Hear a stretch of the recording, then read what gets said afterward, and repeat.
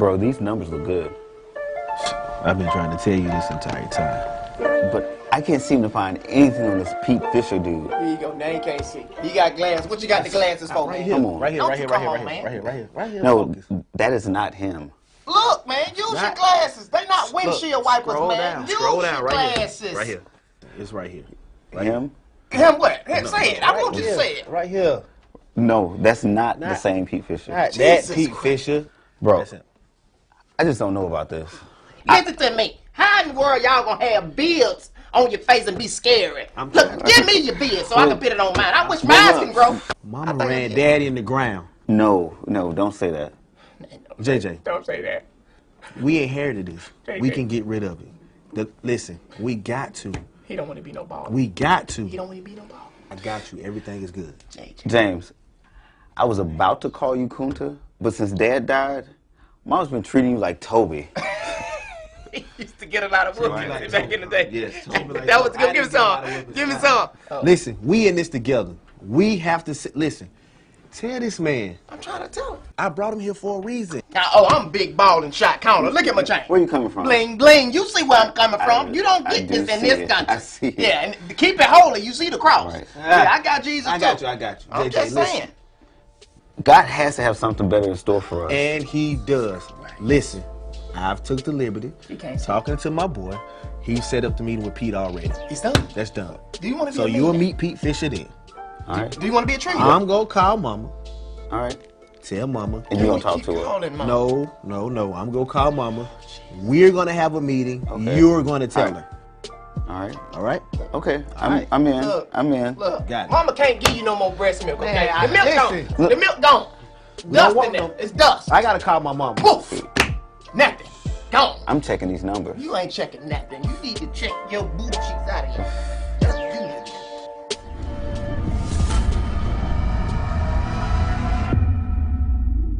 We can take an Uber for all I care, because I don't want to drive. So as long as you drive and we good. Okay, that sounds like a plan. But now we just got to figure out what we're going to wear. We can't be dressed. No. How you doing, man? That works. I'll call you later. Hello. Excuse me. We can talk about it later. Excuse me, ma'am. Excuse me. Excuse me, ma'am. Okay. Ma'am, excuse me. I'm here for an interview. Have a seat. No, ma'am. I want to. Take the magazine. Have a seat. No, ma'am. I'm here for an interview, if you don't mind. Thank Did you need another one? Wow. Unbelievable.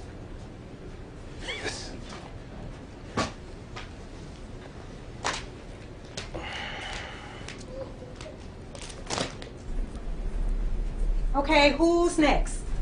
Yes, ma'am. I am. Hi, my name is Andy. I'm here for an interview in your AR department. I sent you my resume, my reference a little while ago. I've got so much knowledge, so much background in this area. My name is Andy Fisher. Yes, Andy. Yes, I received all your information. Yes, I've ma'am. reviewed your file. Thank you. I have reached out to your references. They checked out. Good. You know, I was going to call you today. Okay. You are hired. What? You'll be working in my department. Oh, sorry. I'm so excited. Hold on 1 second. Yes, Let me ma'am. get your file from the office. Absolutely. I'm taking you directly to the conference room. Thank you so much. Man, good Lord. I didn't know she had all that. That's a bad mamma jamma right there. I'm going to get a new wife and a new life all in 19. That's a bad mama right there. Good googly moogly. Man. You know, we've been waiting on you to get here. Okay. You can start immediately. I'm ready. Yes, I'm But ready. I do have a question. Do you know of anyone who may be interested in a position at our company? I mean, with your approval, they can start immediately. You know what? I was just talking to my brother Pete. I think he'd be an amazing fit here. I think I taught him everything he knows. I think he'd be amazing. I think he'll work. Well, how about this? You get Pete on the line. Okay. We'll be in training. Okay. But we'll get HR to take good care of him, and we'll get started. Absolutely. So make that call, and let's get to work. Thank you so Welcome much. aboard, Andy. Man, thank you so much. Thank you. Thank you.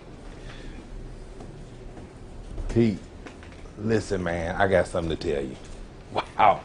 I got something to tell you, man. Amazing. Wow. Pete, hello, you there?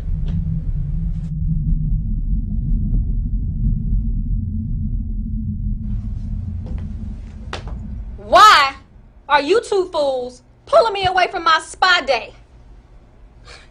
Now you know I need my me time, but you got me over here spending it with you two fools. So why am I here with you two? Yes, ma'am. Your mama. Huh? Huh? What? Don't be talking under your breath. Move, boy. You see me coming through. Now, again, why am I here? I don't know how to say this. You better say something. We can't work for this company anymore. There you go. Thank you. This fool.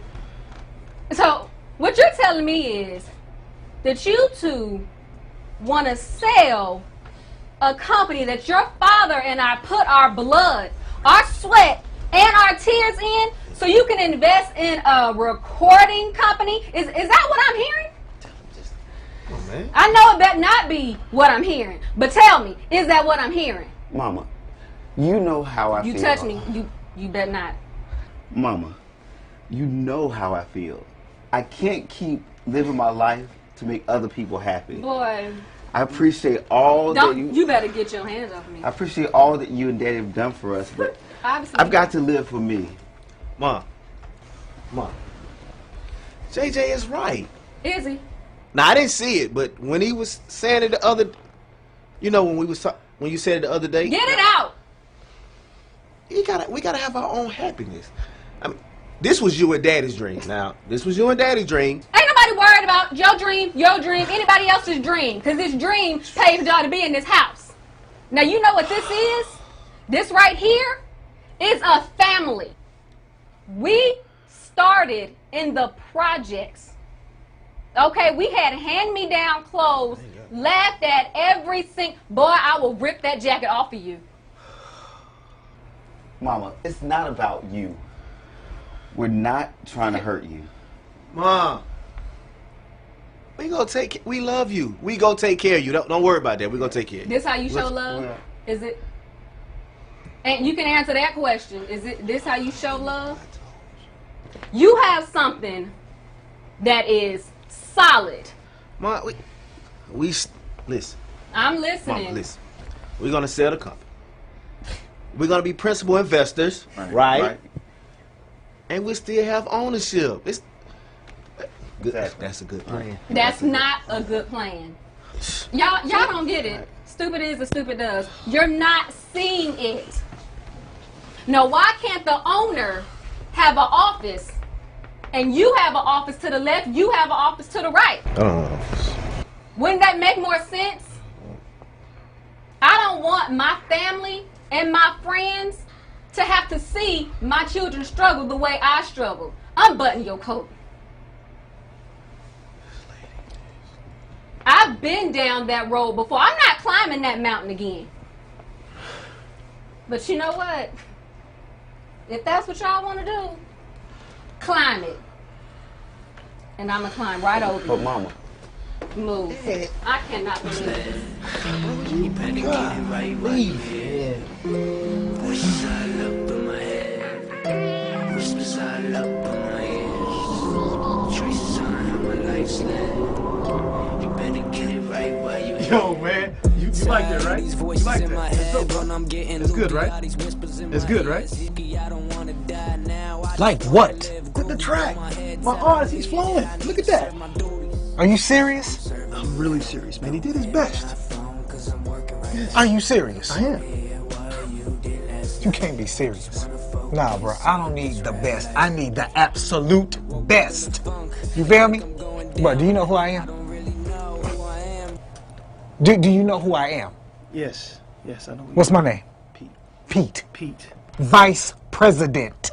You got that? I got it. You know how many mountains I had to climb to get where I am, huh? Tell me all the time. Yes. And I'm not about to let you or him drag me back down.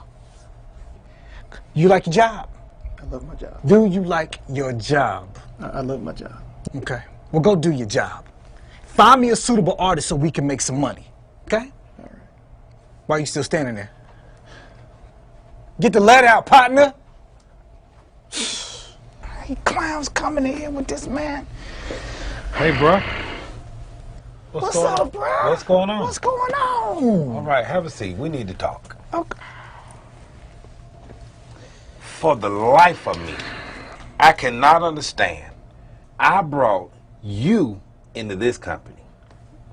I brought you here, and now you're VP and everything. You're talking about mountains and stuff you got to climb. I brought you here. And worse than that, you talking to people like Mama ain't never taught you nothing. You need to get yourself together. You are not gonna mess this up for me. Chill out, okay? Bruh. No offense, but you just work in AR. Wow. I work for the main man. Wow. All right. It's all good though, baby. Look, I gotta let these people know that I'm not weak. See, all my life, you and Mama thought I was weak. Mm-hmm. Yeah. Now, you gonna always be my big brother. Yeah. But you ain't gotta take care of me like that no more, man. I gotta let these folks know that I'm not scared of anyone or anything. Really? So look at here, man. I'm like Lil Duval. I'm just living my best life. Well, from your big brother, I'm going back and forth with you all day, every day. You understand? What you not gonna do is mess this up for me. Are you clear? Bruh, I'm not gonna forget about you. We all got places that we gonna be. We all gotta take this journey. Matter of fact, I think that was them now. I got a flight that I gotta take with the prez and the main investors. Okay. It leaves in about 2 hours, so I will holler at you when I get back, all right? Well, what? Well, I tell you what, you have a nice trip, partner.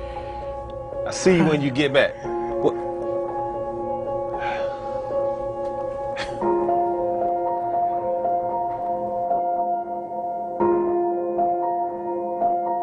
I don't know why this always happens to me. I don't know how I always get caught with the short end of the stick. I come in early, I leave late. I bring them hot dogs and chips and coffee and donuts and stuff. And my brother Pete gets put in the front of the line. He gets promoted before me. I'm sick of it and I'm tired. But you know, I thought about it. This might be my journey. This might be my mountain to climb.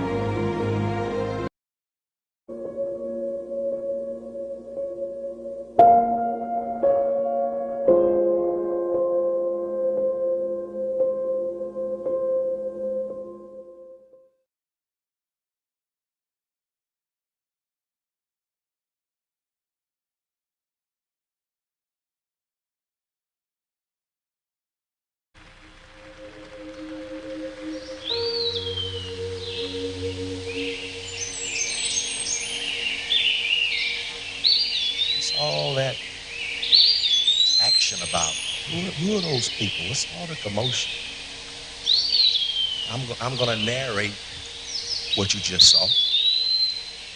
The theme here is having a mountain to climb. You saw several characters on the movie, and I want to talk about them because whether you know it or not, most of us can identify with these characters that we just saw. The first one I want to talk about, his name is Andrew. It is amazing that Andrew is believed to be the firstborn of his father and his mother. He came out of the womb, he was so strong, so alert, so vibrant. They gave him the name Andrew because Andrew meant brave, manly, strong. As soon as his mother saw him and saw his grip, saw his eyes, she said, this is going to be a strong, brave, manly baby. Because they wanted to speak destiny to his life, so they named him Andrew. because Andrew meant strong, manly, and brave. Well, a little later, those parents have another child, and evidently this child was sickly. Maybe this child gave the mother difficulty all prenatally. Maybe this child had some type of abnormality, some type of deficiency. So when this child came out, they named him Simon. It's amazing. They named him Simon because Simon meant pebble. It meant weak. It meant flaky. It meant unstable. So you have two boys, two brothers. One, Andrew, Andy, strong, manly, brave. Simon, who they later named Pete, they named him Pete, meaning rock, because they wanted to give him a new name because his entire life has been lived very weak, very flaky. As a matter of fact, as boys growing up, Andrew always had to look out for Simon. When they played ball, Andrew had to fight for Simon. When they went to Boy Scouts, Andrew had to fight for Simon. Simon, who becomes Pete later on, even though he's named Pete, nicknamed Pete, renamed Pete, in actuality, his name changed, but his character didn't. He was always still Simon. And the challenge here is that although he is Simon, who's nicknamed Pete, the trouble is he wants to show people that he's not Simon. And so he overcompensates because he does not want them to think he is as weak as he's appeared his entire life. So what does he do? He's flippant with his mouth. What does he do? He's real quick to cuss people out. He's real quick to talk junk, to pull a knife or a switchblade. Why? Because inside of him was weakness. But he wants to cover up that weakness with these facades to show that he's strong and mighty. But in actuality, underneath the surface, he's just weak, flaky, and pebble. You know, the truth is, if you're not careful, it's possible for all of us to have that same Simon Peter spirit. That in actuality, because you don't like yourself internally, that it's possible to cover up on the external. Because you really want people to see the weakness and the emotional instability that's on the inside. Because you want people to like you. If you're not careful, sometimes you'll spend money that you don't have to impress people who don't even like you and who are going to talk about you regardless. Some of you can identify with Pete tonight. Perhaps there's a young lady in this house tonight. You can identify with Pete. She's in here. You know who she is? She is that young lady with the $1,500 Louis Vuitton purse, but nothing in it but old peppermint and lint. Because she's the one who wants to show externally strength, but on the inside, there's nothing but weakness and dislike and insecurity. And sometimes pride and arrogance, sometimes conceit really is nothing but mask insecurities. Because if you're not careful, if we're not careful in life, sometimes that Peter syndrome can follow you your entire life. And as a result, what we end up doing is trying to show our entire lives to people that we are not what they say we were. Some of you have been to your 10 and 20-year class reunion, and you knew Pete when he showed up. You knew Simon when he showed up. He was the one that rented the Maserati just to show up to impress you at the class reunion. You know Simon, you know Pete. He is the 50-year-old guy that's still going to see the shoe models. You know the shoe models, those young ladies who are only modeling the shoes. He's a 50-year-old guy who has a wad of $20 bills, but nothing but $1 bills on the inside. Wants to appear bigger than what he really is. Because he's never asked God to come in and to make him like himself. And so it's a problem because Andy has always looked out for his brother Simon, Pete. He's always been the strong one, always been the one to recommend Simon Pete. You saw the movie. It was Andy who got the job first as the AR department. It was Andy who went for the interview at first. But then when the question was asked to Andy, do you know of anybody else? It was Andy who said immediately, yeah, I got somebody I can recommend. I taught him everything he knows. Let me call my brother Pete. You didn't recognize it at the time, but that's really a contemporary way of a biblical story. We saw it the first time in the book of John, John chapter 1, verse 41. Because one day, if you will, that guy Andrew, that guy Andy, was going on an interview, and the Bible says that he ran into a fella by the name of Jesus Christ. And when Andrew met Jesus Christ, when that manly, brave Andrew met Jesus for the first time, do you know what Andy did? As soon as he finished talking to Jesus, he went and got that little brother Simon, that little brother Peter. And then he brought Simon and brought Peter to Jesus. And now Peter and Jesus have a relationship that's closer than the relationship that Andrew had with Simon. In Christianity, you hear a whole lot about Peter that preaches on Pentecost, about Peter who wrote 2 of the epistles in the New Testament. But the problem is, what happens when you have been flaky and weak your whole life? And your brother who is manly and brave, who's made the right decisions, who has looked out for you. And what happens when you've looked out for somebody and the one that you looked out for ends up getting a better position than you, and you are the one who recommended them? Maybe tonight there's somebody who's wondering in this house tonight. Maybe there's a young lady who's wondering, how is it that I've been the bridesmaid in the wedding for the past 8 years, and I got 12 bridesmaids dresses in my closet, and I've decreed and I've declared that I will never ever again be a bridesmaid in another dress. As a matter of fact, some of you introduced somebody to somebody, and that somebody married somebody and left you by yourself, and the last time you were in that wedding, you came down holding your flowers, smiling, with a fake smile and talking on in your teeth, saying stuff like I was prettier than she was, and I had better grades than she did, and why am I always being left out? Because it's possible to make all the right decisions and make the right choices and try to do the right thing, but it seems that sometimes in life, the people that try to do right by other people, the people that try to make the right decision, the people that try to be a good catch, it seems like everybody else climbs the ladder faster and higher than them. The people who've been given their tithes and coming to church and trying to be a quality human being, why does it seem that sometimes the more quality you try to give, the more trash you get back in return? And if you're not careful, it can make you ask the question, does it really make sense to try to do good by people? Because I've tried to do good by people, but the people I've done good by don't do good back by me. Why is it, Jesus, that Andrew meets you first and goes and gets Peter and brings his brother Simon to you, and yet you end up getting closer to Peter than the one who brought Peter to you? Sometimes life doesn't make sense. What happens when you show up early and leave late? Come to work before Mondays and Fridays, before and after holidays. Always do a decent day's work for a decent day's wage, but somehow you get passed over for the promotion. It'll make you wonder sometimes, why does it seem that good folk struggle and wicked folk prosper?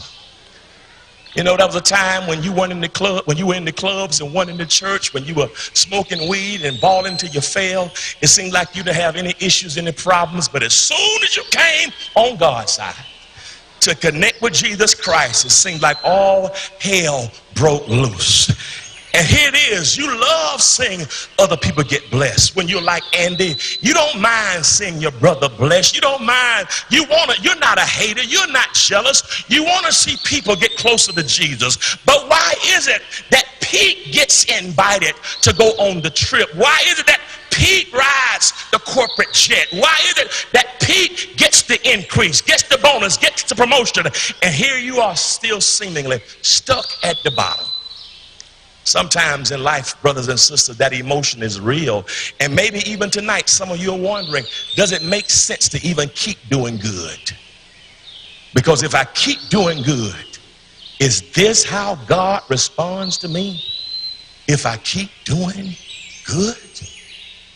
And then you run into the other mother. You saw her with the shades. You saw her leaving her spa day. That's the mother, that's the wife of Zebedee. Her husband is now dead. She has two sons, JJ and James. We call them James and John. You see their story in Matthew chapter 20. We see her come on the scene. She's really unnamed. But in the movie, in the clip, you saw her talk about wanting one son to sit on the right hand, to have an office on the right hand of the CEO. And wanted her other son to have a seat on the left hand of the CEO. And you would think, brothers and sisters, that she really was concerned about her sons. But can I tell you something about that woman? Her activity had nothing to do with her sons. You got to look deep into the emotionalism of that woman, because she is emotionally unhealthy, because she came from nothing, because she was always mistreated coming up the rough side of the mountain, because she had to eat beanie weenies and pork and beans and Vienna sausages. Somebody talk to me here. Because she had to eat fried bologna sandwiches with mustard and take the meat. Because she didn't have money, her family, to go to Kroger and Publix to buy a new bottle of ketchup. And so she put the ketchup bottle underneath the sink and put some water in it and close it and shake it up to get some remnants to put. I wish somebody talked to me. She didn't have a 70-inch TV with 400 channels. She had a 13-inch black and white with rabbit ears, and when it was raining outside, she gets some aluminum foil to put on the rabbit ears so she can get CBS, ABC, and NBC. I wish I had somebody who understood exactly what I was talking about. And so as a young lad growing up in the project, she made her mind up. It's not going to always be this way. So she tried to be fabulous and wonderful. She tried to present herself as being more than what she was. And she said to herself, I don't care what tomorrow holds. I don't care how he looks. I don't care if he's educated or not. I'm not going to marry nobody that ain't got no money. I've got a what have you done for me lately attitude. And so she went and found this dude named Zebedee, who came from money. And she was able to be seductive and sweet, and she got up close to him, and Zebedee asked for her hand in marriage. And oh, you must wonder how that made her feel when Zebedee asked for her hand in marriage. No more putting water in ketchup bottles, no more eating fried bologna sandwiches. So she traded bologna for caviar. She traded Lake Allatoona for St. Croix. She traded Spirit Airlines for first class in Delta. She made up in her mind that never again will I be on the bottom, because now her worth is found in Zebedee's bank account. Now her character, her integrity does not matter. She wants you to see the external, because in the inside she really hates what she sees. She's never healed from the days of being taken advantage of. And so now she has some boys, JJ and James and John, and now these boys want to leave their fishing business and now become fishers of men and travel with some field preacher from Galilee named Jesus the Christ. I got serious problem, fellas. Your dad is dead. Who's gonna pay for my manicure? Who's gonna pay for my pedicure? Who's gonna buy me a new lace front? Who's gonna buy me red bottoms and Spanx that can go from my ankles to my turtleneck? I need somebody to take care of me. Guess what? Because I need money. Money. Because money means status. Money means I'm not going back to what I came from. So she has the nerve, the audacity, the unmitigated gall in Matthew chapter 20 to crawl herself up to Jesus Christ and say, Jesus, now listen, my boys have left the business their father left for them. It's put me in a precarious predicament. I don't want to go back to my EBT card days. So I got to ask you a question. If they're going to leave this business to come to your business, do me a favor. Can you let one of my sons sit on your right and the other sit on your left when you come into your kingdom? Forget all that other junk. I worked too hard for this. I need to take a selfie with you and my boys so I can show my girls when we're praying bridge and drinking tea and playing bidwits and talk and spades. I need to show my boys, I need to show my friends on Facebook that my boys are part owners in this new kingdom enterprise. Why? Because I need to live vicariously through them to make me like myself. So now she puts all this pressure on the boys because she needs them to live up to her expectations. Because she finds her sense of esteem. She has no life of her own. So she puts all this pressure on these boys because she needs them to live to a certain standard to give her a certain status in the community. And I'm wondering how many of you had parents like that. I'm wondering how many of us in this room have people who want us to live our lives for them, whether it makes you happy or not. That now if you don't live up to their expectations, they think you don't have worth and don't have value. And now her sons have lived their entire lives trying to please mama. If one made an A-, it wasn't good enough because the next door neighbor's child made an A+. If one scored 3 touchdowns, that wasn't enough because last week the next door neighbor's child scored 4 touchdowns. And here she is, she could make a C on the test, but she wants her children to live up to a certain standard, so she's overprotective. She's overzealous, and as a consequence, these boys have now been so smothered by an overprotective, overbearing mother that now they're not capable of being men for themselves. And how many perhaps young boys who are being raised right now trying to live their lives to make mama and daddy happy because mama and daddy want them to live up to their expectations. And so one boy is so docile, he's so passive, just like his daddy Zebedee, because the mama ran the house. The mama told Zeb to shut up, Zeb shut up. The mama told Zeb to jump, he jumped. The mama told Zeb what to do, and she's been so overbearing, had no respect for nobody in the house. And the dad has now succumbed to the mother's overbearing ways. And as a consequence, one of his sons has seen him become so passive and so docile. And now one boy acts just like his dad. The mama has run the daddy crazy, and now she's on the verge of running both boys crazy. One boy is just like his daddy, and as a consequence, the other boy is just like his mama. Because now he dresses in a red jacket. Now he has his beard and he has himself shaven. He talks a good game when mama ain't around. But as soon as mama comes in the room, he cowers and he defers to the weaker brother. Some of you looked at all this emotionalism tonight and you're wondering, what was all that about? Here's the hopeful things, that Jesus looks beyond Pete's ability to be unstable. That Jesus says, Andrew, I don't need you right now. Pete, come here. James, John, father's dead, mother's overbearing. I need y'all to come here, because I need you to come with me in Mark chapter 9. And we're going to climb up a mount called Mount Hebron. And we climb up this mountain, fellas, I'm going to be transfigured. I'm going to be changed, because I want you to get a revelation of who I am. Moses is going to show up, the lawgiver. Elijah is going to show up, the most eloquent of the Hebrew prophets. And I'm going to let you climb this mountain, not just to show you who I am, but in a real sense to let you see who you are. Here's why. Because Pete, James, John, guys, you have a mountain to climb. And it's necessary for you to climb this mountain, because if you don't climb this mountain, you'll never become what I need you to become. Well, wait a minute, Jesus, why do you invite Peter and not invite Andrew? Andrew is the one who brought Simon Peter to you. Why isn't he invited to climb the mountain? You saw his hurt. You saw his rejection. Jesus, do you leave Andrew out? Andrew never gets a book. Andrew never preaches on Pentecost. Andrew never goes in the Garden of Gethsemane. And without Andrew, we wouldn't know Peter.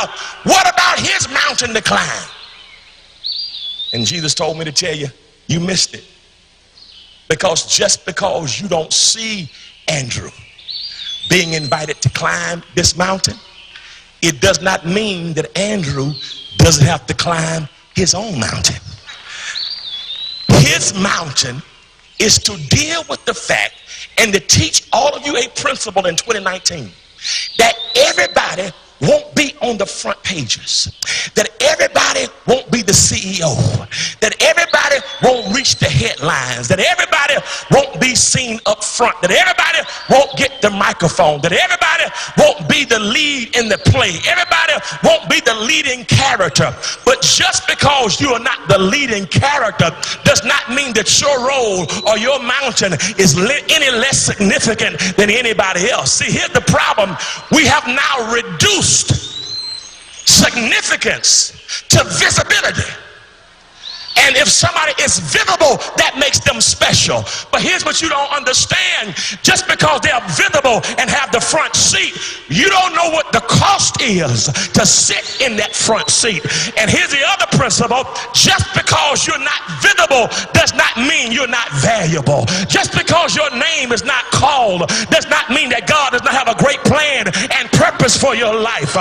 So if your name is not called, if nobody invites you to be the CEO or the CFO or the COO or the CAO, if you're never in charge, the fact that God loved you enough to look beyond your faults and see your needs and give you somewhere to live and help you pay your bills is reason enough to give God praise. I may not have what everybody else has, but I'm thankful for the liberty I do have. I may never drive a Bentley, I may never drive a Rolls Royce, but I thank God for this 2012 Honda that's clean, that's working, that's got some armor all on the tires. Too often we're not faithful over a few things because we're looking for big things, and that's your mountain. Can you be satisfied? Like Paul says, having food and raiment. I've learned how to be content. I don't have to be the best. I don't have to be wonderful.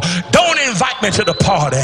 As long as God knows my name, as long as God sees my heart, as long as God sees my purpose, as long as God sees my efforts, if I'm faithful over a few things, here you are trying to emulate, and here you are trying to covet somebody who has a house on West Pacers Ferry, but you got an apartment with dishes in it from last 4th of July. Don't expect God to give you more if you're not faithful and appreciative over the little bit that you do have. Andrew, that's your mountain.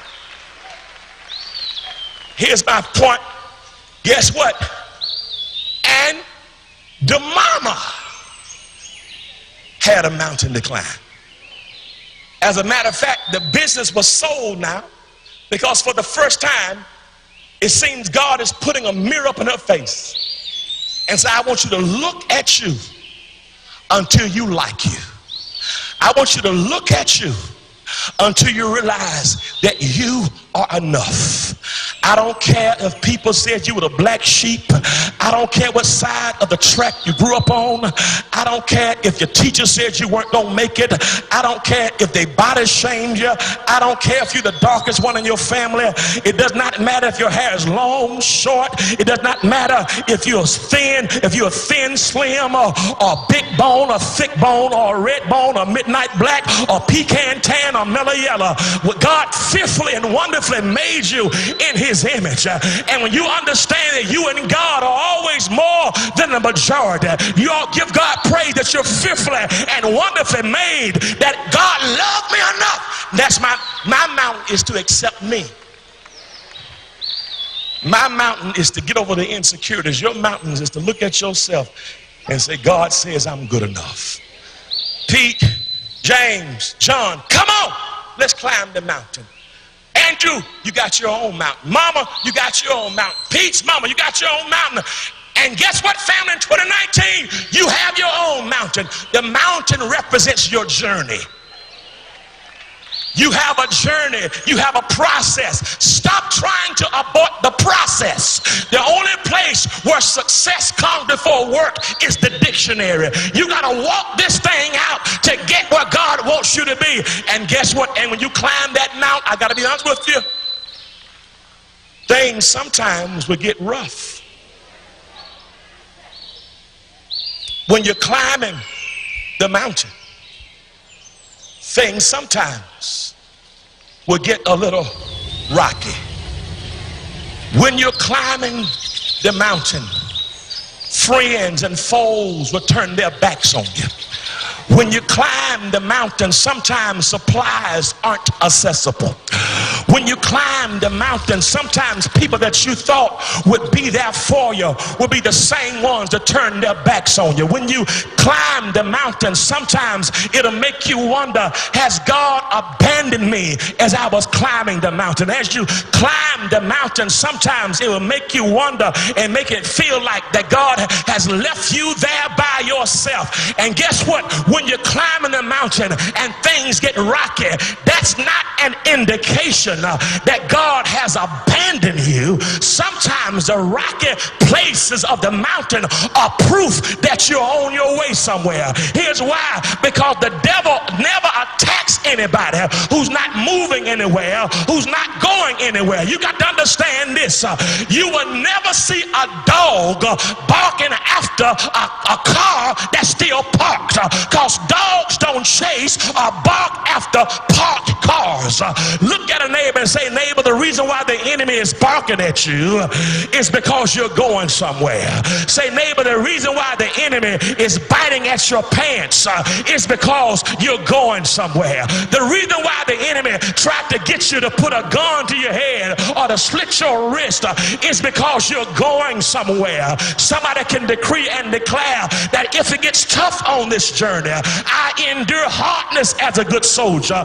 If it gets tough on this journey, it's not that I've come too far to turn around now, because God has not brought me this far to leave me. And maybe there's somebody in this house tonight who can testify that 2018 got rougher in your process, in your journey. But can I tell you something with you? The very fact that you're here tonight on the last day of 2018 with just a few more minutes left in this year is an indication that you are a survivor.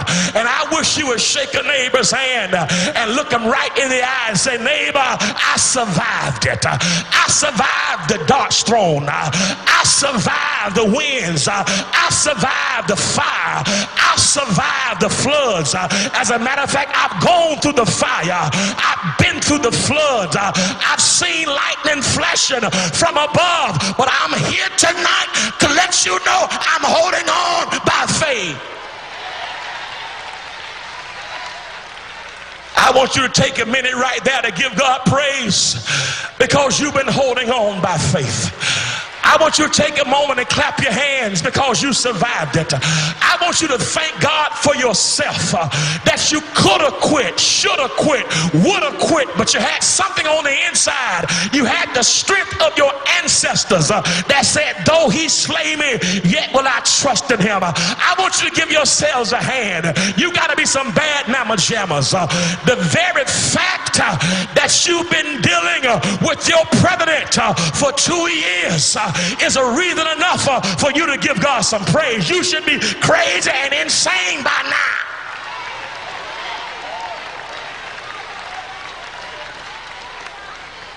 And so, as you climb the mountain, somebody shout, I'm climbing my mountain. Now somebody shout, somebody shout, I've got some internal issues. But my internal issues are not bigger than an almighty God. I say God is bigger than your issues. God is bigger than your struggles. God is bigger than your insecurities. God is bigger than your insufficiencies. God is bigger than your lack.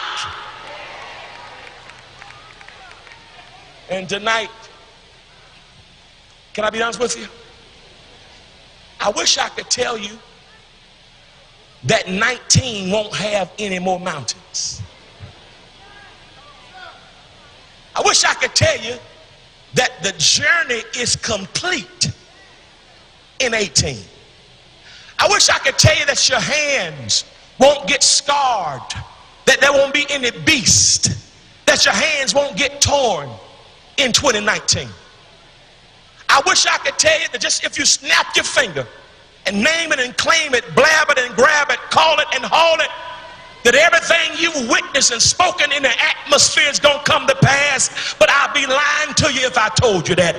I wish I could tell you that just because you get a New Year's resolution, that by April everything that you wrote down is going to come to pass without work or process. But I'd be lying if I told you that. But what I can tell you is this: he that hath begun a good work in you is more than able to fulfill it. Somebody shout, it's coming to pass. I said somebody shout it with some Holy Ghost, it's coming to pass. Somebody shout again, I'm bigger than my issue. Somebody shout again, I've got faith that's big enough to help me climb every situation.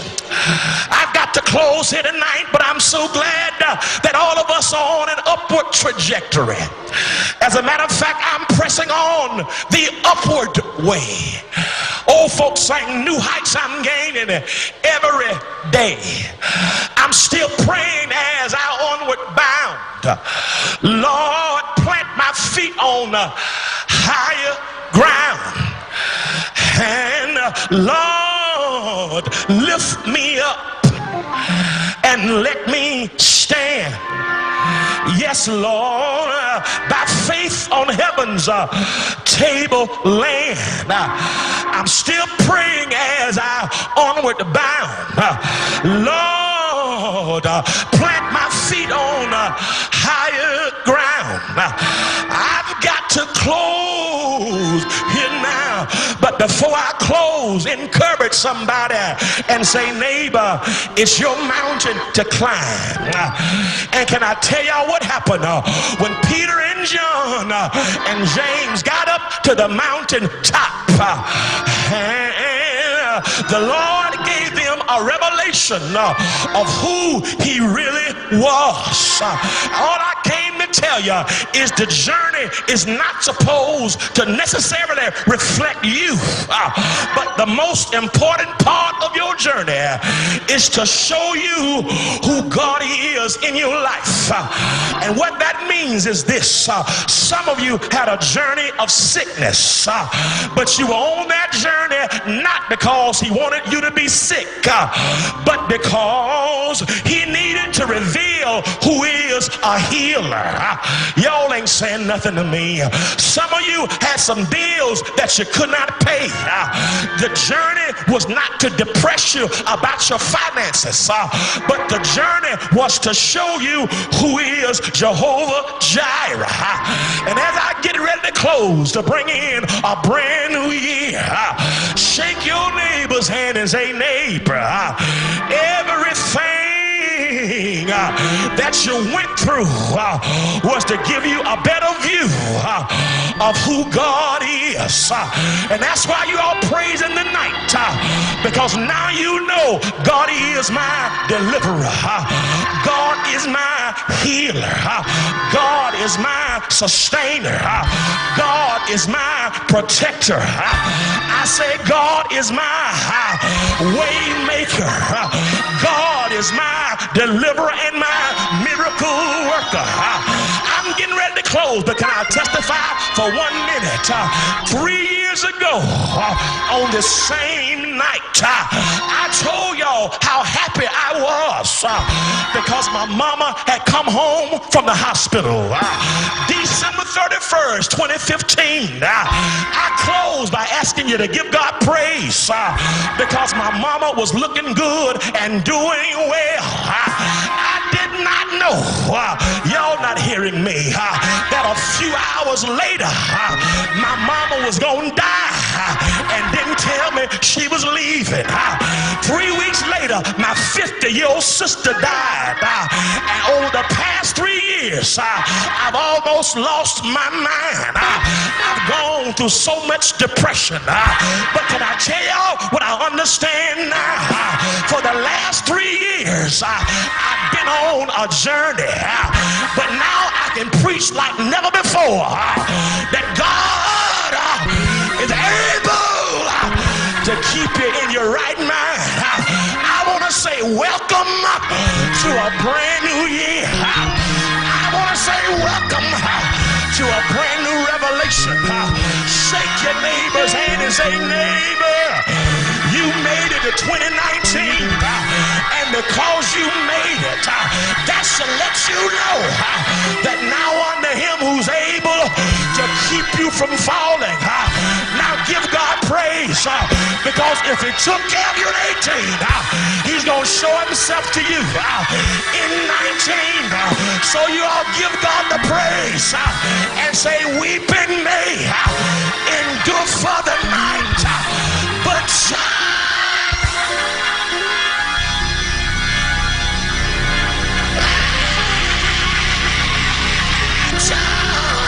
it's coming in the morning. Somebody say, I made it.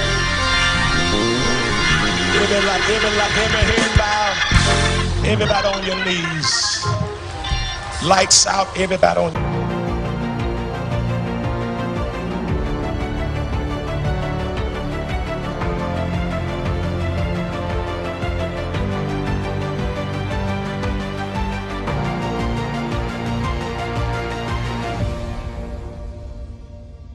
I know people say there's the COVID-15, COVID-10s, COVID, whatever number makes them happy. How do you avoid gaining weight during the holidays, during this pandemic? It's a lifestyle change. You know, people don't want to do the work. If you gained over 100 pounds, it's going to take you about 1.5 years to safely take it off. So that's why I kind of preach on portion control.